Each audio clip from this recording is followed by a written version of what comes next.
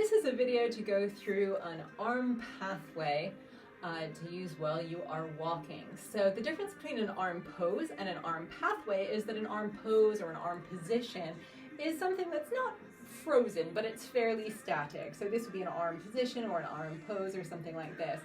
I like to teach arm pathways, especially to students who've been dancing a while, because it teaches your body to have a sequence to do with your arms so that you don't get locked in place with your arms always just doing the same thing and then feeling a bit stuck. An arm pathway gives you a little movement to do while you're dancing, somewhere to go with your arms, and you drill it a bit, it gets into your head, and then it just becomes an automatic part of your dancing. So this arm pathway is really simple, and it goes with our double hip tap walk. So that's when we're going 1, 2, 3, 1, 2, 3. So 2 little hip taps on either side. What the arms are doing is what one of my teachers called seagrass arms. So your palms face each other, your hands do this. While your hip goes 1, 2, your hand will go smoothly out to the side. So you don't want your arms to go 1, 2, it's going to be a bit too busy.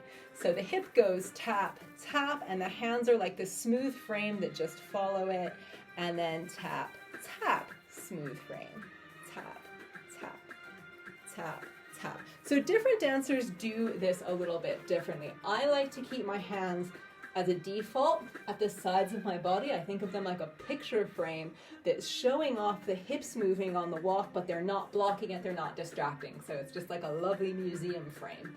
However, if your hands naturally end up a little more in front of you and they sweep side to side and they kind of come over your thighs, that's also a very common way to do this move, and that's a lovely technique. So if it feels like your hips are a bit in the way, if you stick at the side, you can absolutely do this move in front, or if you just prefer how it looks in front, it looks really nice.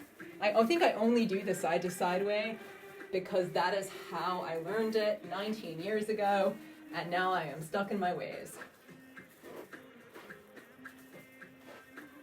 So the top tip with this move is not to let your arms be jerky, which we talked about. And then the other top tip is don't let your wrists get too angled. So if you're quite flexible in your wrist, you might, especially when you're about to change sides, get to this like 90-degree position or like flick to the 90 degrees. We don't want that. We want a soft, natural looking wrist. So think about always keeping that wrist angle really subtle. You'd never want to turn your fingers in to you. You never want to turn your fingers into the wall, turn your fingers out to the walls. They're always somewhere in between, pretty much pointing to the floor. If they were little torches, they would shine toward the floor. So let's just try a few steps together. We're gonna go and 1, and 2, and 3, then we'll back it up, and 2, and 3, and 4. One more thing to check, which I actually noticed on myself just then, is this arm is a little bit more active than this arm. That's how my arms always are. You will probably notice the same thing about yourself.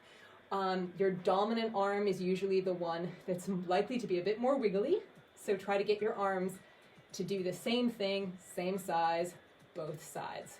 So hopefully that has been an interesting way for you to add some variation to your double hip tap walk with